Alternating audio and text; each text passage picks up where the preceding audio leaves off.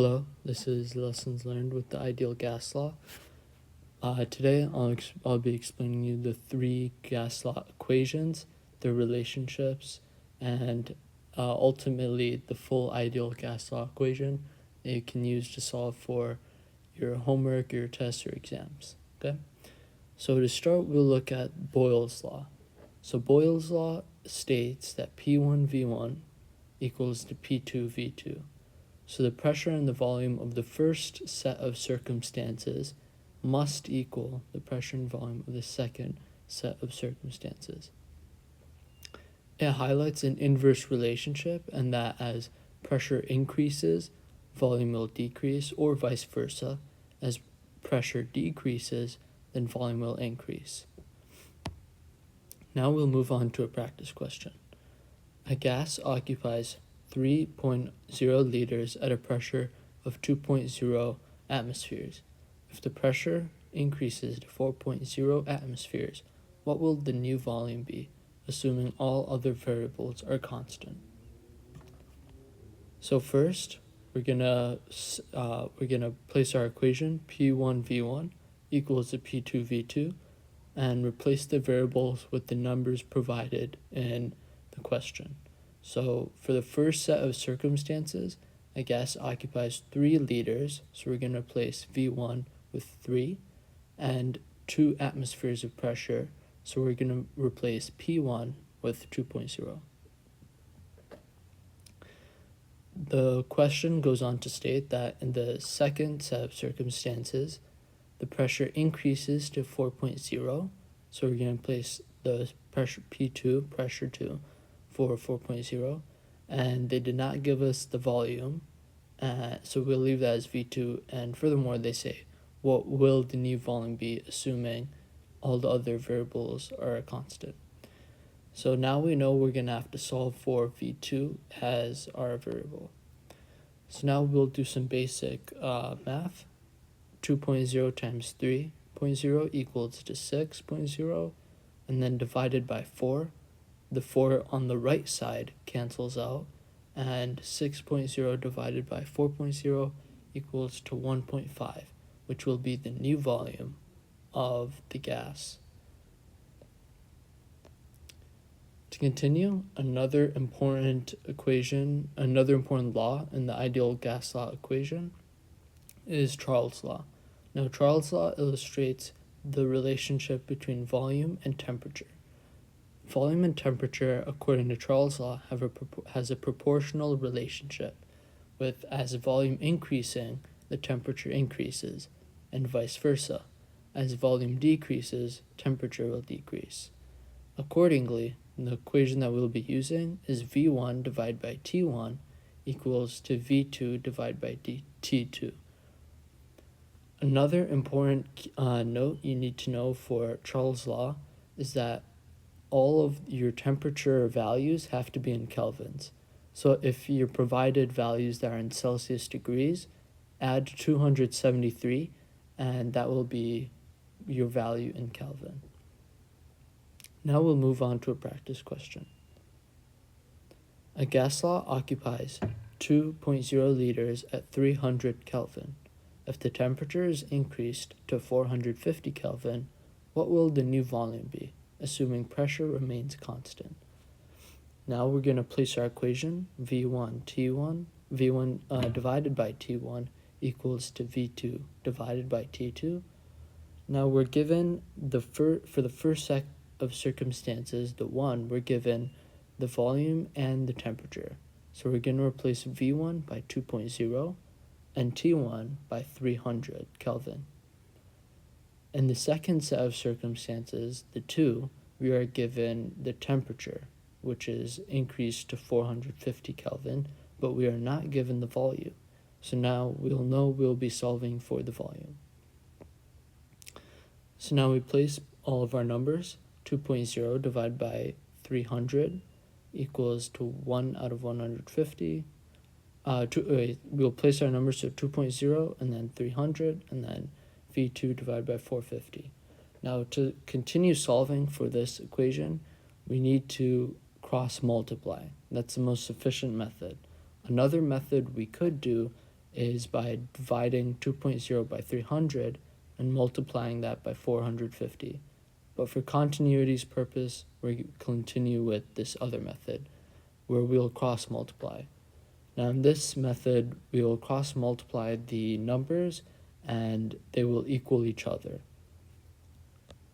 So 300 will be multiplied by V2, and then 2.0 will be multiplied by 450. This will give us a more neat and easy way to solve the equation.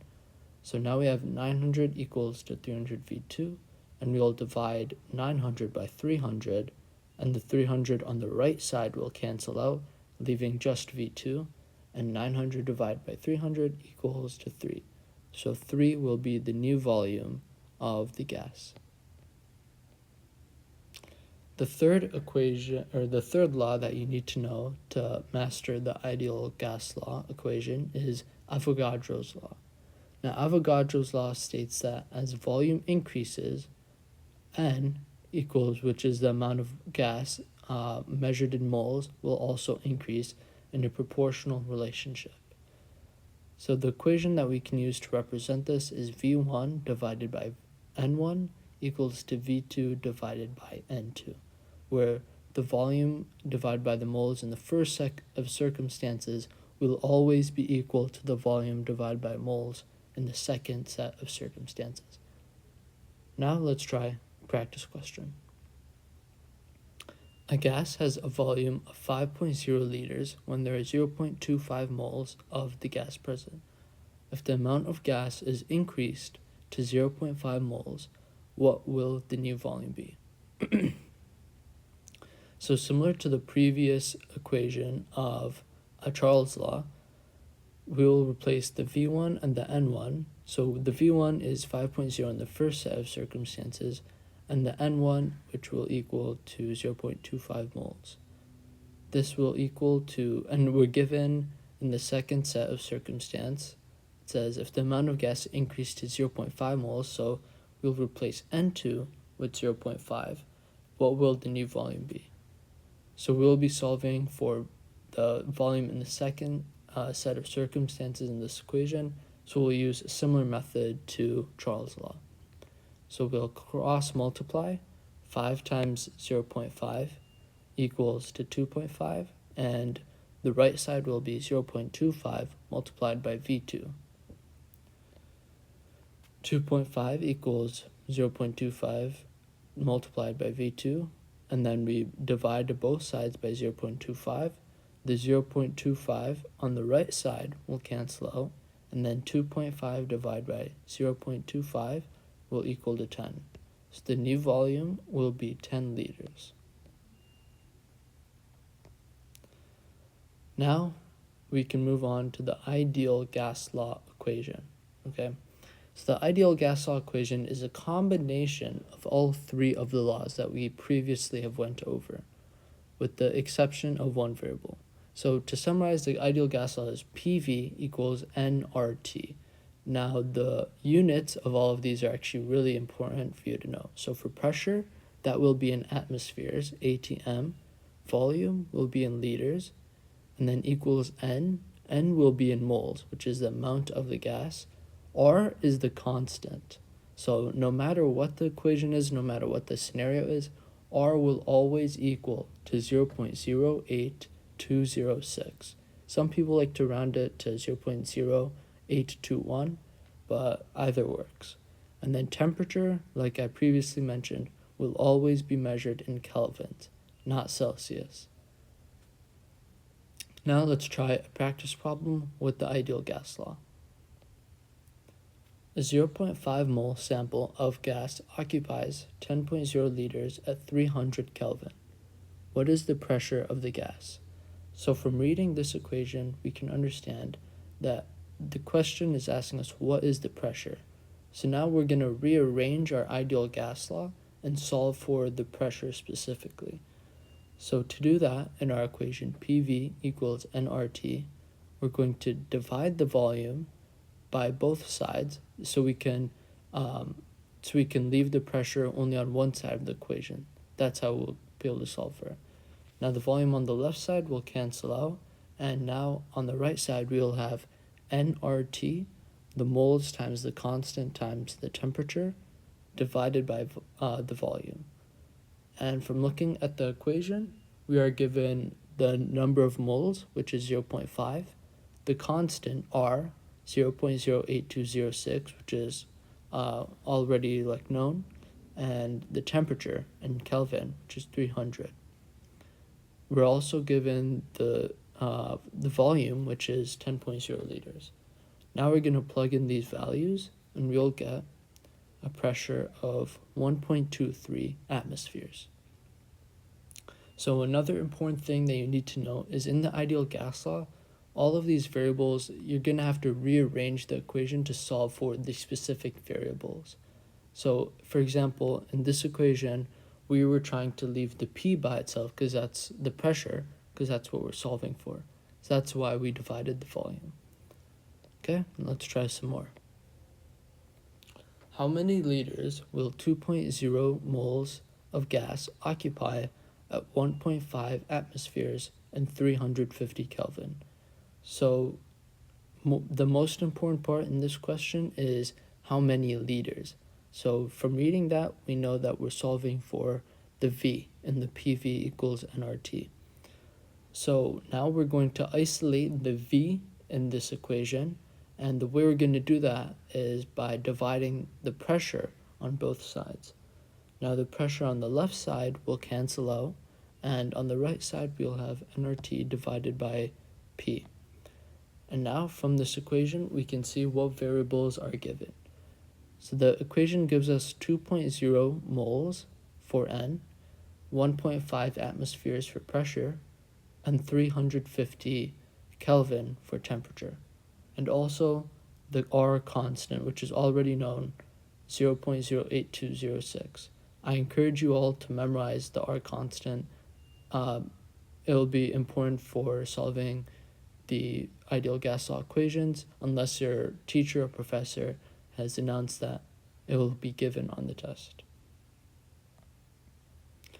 So now we'll replace all of our variables with the values, 2.0 times the R constant times temperature divided by pressure, which gives us 38.3 liters. Okay, sounds good. Now we'll move on to another question. A gas occupies 22.4 liters at 1.0 atmospheres and 273 Kelvin. How many moles of gas are present? So from reading this equation, as we can deduce that the question is asking for us to solve for moles of the gas, right? So now we're going to isolate the N value. So when we're isolating a variable, just a quick overview, if it's multiplied, so in this scenario, it's N times R times T. So we will reverse this, so instead of multiplying, we will divide to cancel out that relationship. So now we have PV divided by RT equals to N. And now we will replace the values with the corresponding values given in the equation. 22.4 liters, 1.0 atmospheres, and 273 Kelvin. That will give us 1.00 moles, and then also the R constant, 0.08206. Now, onto our final question. A gas occupies 15.0 liters at 2.00 atmospheres with 1.2 moles. What is the temperature in Kelvin? So now, from reading this equation, we can deduce that we have to solve for the temperature, and the PV equals nRT. So now we'll isolate temperature in the equation, and by doing this, since temperature is multiplied by moles and the R constant, we will divide those values. So now the moles and the R constant on the right will cancel out, and now we will have T equals to PV divided by NR. And then we'll fill in those variables correspondingly. 2 times 15, with 15 from the volume, the 2 from the pressure, and then 1.2 we're filling up the N column, which is the amount of gas present in moles, and then the R constant, 0.08206.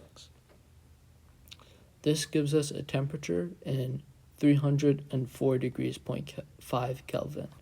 Now, a trick your professor or your teacher might give you on a homework question or on a test is they'll ask, what is the temperature in Celsius? And for the temperature in Celsius, you would simply minus 304.5 minus 273. So that'll give you 31.5 degrees Celsius. So that's something that they might try to catch you on. So just a quick overview from our notes on the ideal gas law equation. So the main formula you need to know if you want to skip all of the laws, the main formula you can deduce from this is PV equals nRT. This is the main formula you need to memorize. Whether you come up with an acronym, whether you do it through rote memorization, you can deduce all of the relationships in this all of the relationships of the variables in this equation with PV equals nRT. And kind of just a quick thing, so we know, like, obviously memorize R equals 0.08206, and then know that all of the variables are in relation to volume.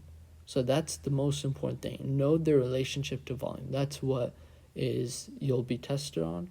And pressure and volume are inverse. The volume and moles are proportional, which means as they both go up, which means as volume goes up, then moles will also go up. And temperature and volume are also proportional, whereas if volume goes up, then temperature will also go up. Okay? That's the ideal gas law equation by Lessons Learned. If you enjoyed the video, please drop a like or subscribe to the YouTube channel. Have a great day.